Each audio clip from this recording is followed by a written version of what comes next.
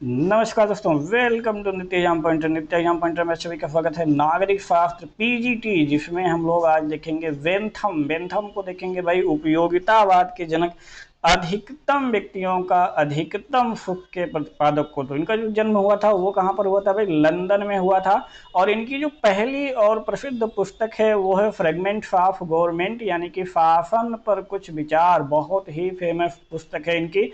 और जो इनकी दूसरी पुस्तक थी वो थी introduction to the principle of morals and legislation, यानी कि नैतिकता तथा व्यवस्थापन के सिद्धांत का परिचय।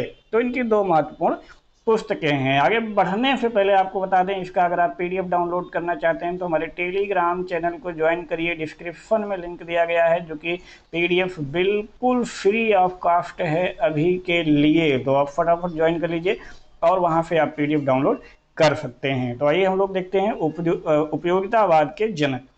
अधिकतम व्यक्तियों का अधिकतम सुख, यानी उपयोगितावाद जो है वो भी व्यक्तिवाद की तरह समाज को क्या मानता है? व्यक्तियों का योग मात्र ही मानता है। ठीक है।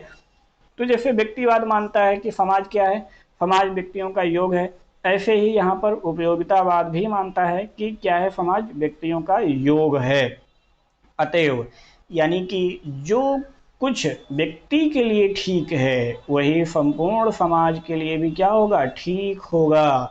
वह सामाजिक कल्याण को व्यक्तियों का सुख का संग्रह मानता है। ठीक है। यानी जो सामाजिक कल्याण है वही व्यक्तियों के सुख का क्या है? संग्रह है। यानी इस दृष्टि से अगर देखा जाएगा तो ये जो उपयोगितावाद का आधार है, यानी कि बेस है, वो किस पर है? वो व्यक्तिवाद ही है। ठीक है। यानी कि उपयोगितावाद का जो बेस है वो व्यक्तिवाद यानी कि इंडिविजुअलिज्म ही है।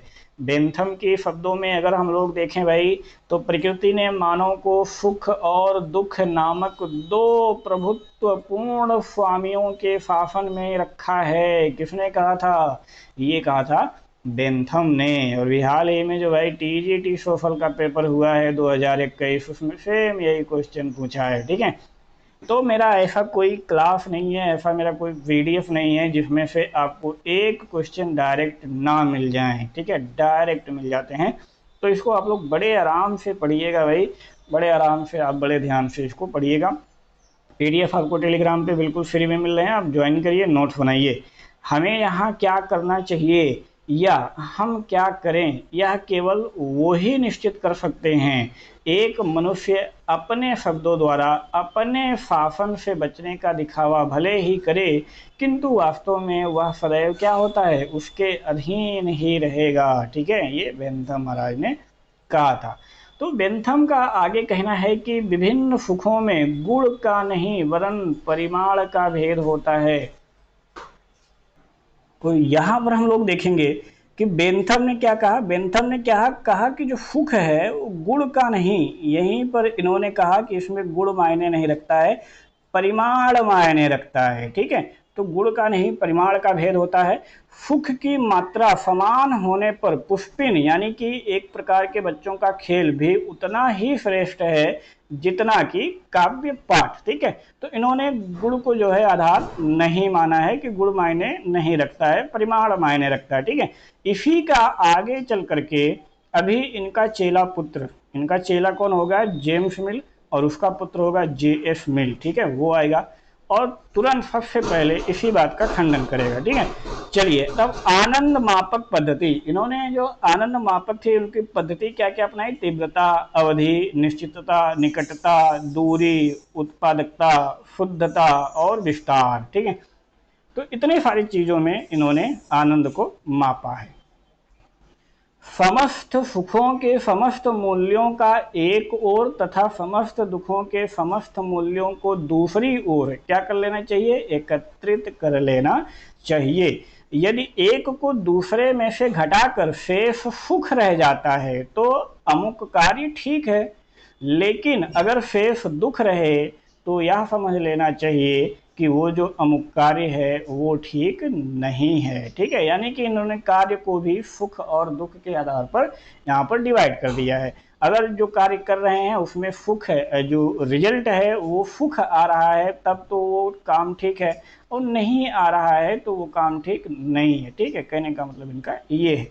महत्वपूर्ण तथ्य में हम लोग देखते हैं कि विधि निर्माण में उपयोगितावाद का इन्होंने कैसे प्रयोग किया। उपयोगितावाद इज इक्वल टू कानून, ठीक है। यानी इन्होंने कहा कि जो अधिकार है वो किसके द्वारा उत्पन्न होता है, कानून के द्वारा उत्पन्न होता है। अधिकतम व्यक्ति के अधिकतम सुख में, या फिर यूँ कहें कि उपयोगितावाद यानी कानून के निर्माण में प्रत्येक व्यक्ति को एक गिना जाना चाहिए, ठीक है।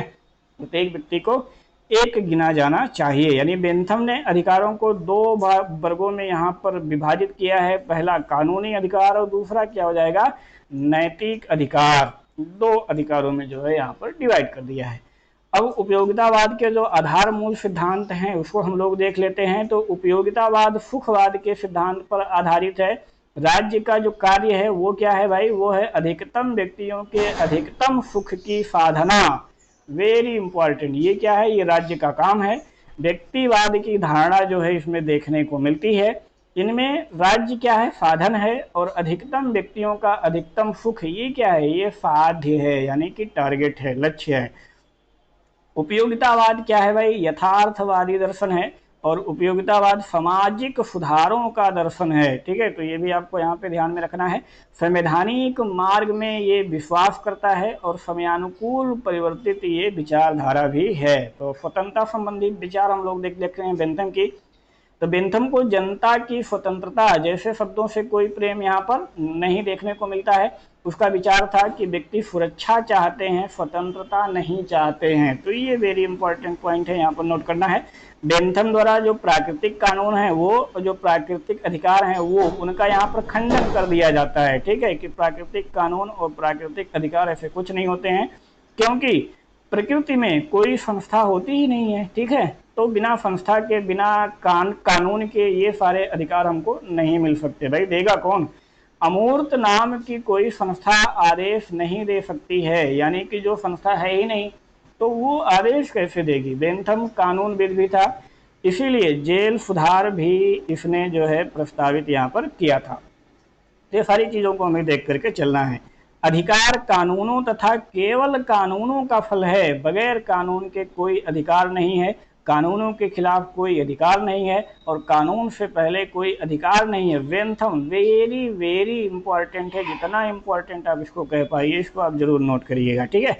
चलिए अब हम देखते हैं कि इनकी आलोचना कैसे की जाती है। तो इनकी आलोचना किया जाता है कि भाई ये अत्यधिक अस्पष्ट है, और इन्होंने नैतिकता की क्या कर दी है, अवहेलना कर दी है, और सुख में गुण विषयक भेद की अवहेलना कर दी है। इन्होंने केवल परिमाण पर ध्यान दिया है, ठीक है, कि जो सुख है 1 किलो मिले 2 किलो मिले, ये खैर एक एग्जाम्पल है। उनमें गुण का नहीं कि सुख कैसा है, ज़्यादा मिल रहा है, अच्छा मिल रहा है, क्या है, इस पर ध्यान नहीं दिया। एक महत्वपूर्ण पॉइंट है, कार्लाइल ने कहा था कि यह सुअरों का दर्शन है। Very very important. तो बेंथम के सुखवाद को किसने सुअरों का दर्शन कहा है, वो कार्लाइल महोदय ने कहा है। इसको जरूर कहीं पर नोट कर लीजिएगा, क्वेश्चन आया हुआ है। अल्पसंख्यकों के हितों पर ये आघात है। क्यों आघात है, क्योंकि भाई इन्होंने कहा कि अधिकतम व्यक्तियों के अधिकतम हित, ठीक है। तो जाहिर सी बात है, कोई चीज़ आ जाएगा, कोई कानून आ गया, ठीक है, तो उसमें अगर अधिकतम व्यक्तियों का सुख हो रहा है, तो कुछ जो थोड़े व्यक्ति होंगे अगर उनको सुख नहीं मिल पा रहा है, उनको दुख पहुंच रहा है, तो उन थोड़े व्यक्तियों की ये अवहेलना कर देता है, क्योंकि ज़्यादातर व्यक्तियों को सुख मिल रहा है, क्योंकि ये अधिकतम व्यक्तियों के अधिकतम सुख पर आधारित है। थोड़े जो बच रहे हैं वो चाहे दुखी हों चाहे जो हों, उनका इससे कोई मतलब नहीं है। यानी कि अल्पसंख्यकों की यहाँ पर उपेक्षा की जा रही है। और फिर पुनः इनका चेला J.F. मिल्स और उसका पुत्र, सॉरी, इनका चेला जो है वो जेम्स मिल है, ठीक है, जेम्स मिल, और जेम्स मिल का जो पुत्र आएगा वो आएगा J.F. मिल, ठीक है। तो वो जो है पहुंचते ही क्या करेगा कि इसी बात का तुरंत खंडन करेगा, ठीक है, तुरंत खंडन करेगा कि भैया ये जो गुड़ वाली आप गुड़ को नकार दिया वो बिल्कुल गलत है, और जो आप यहाँ पर अल्पसंख्यकों की अपेक्षा कर रहे हैं ये भी बिल्कुल गलत है, ठीक है। तो आगे के क्लास में हम लोग J.F. मिल को ही पढ़ेंगे। तो मिलते हैं नेक्स्ट वीडियो में, तब तक आप सभी अपनी तैयारी ज़बरदस्त तरीके से बनाए रहिए। PDF डाउनलोड करना चाहते हैं तो टेलीग्राम ज्वाइन करिए, वहाँ PDF बिल्कुल फ्री है। और कुछ भी डिस्कशन करना चाहते हैं, कोई प्रॉब्लम हो, कुछ छूट गया हो, कोई दिक्कत हो, तो आप लोग वहाँ पर ज़रूर कमेंट करिए। जय हिंद, जय भारत।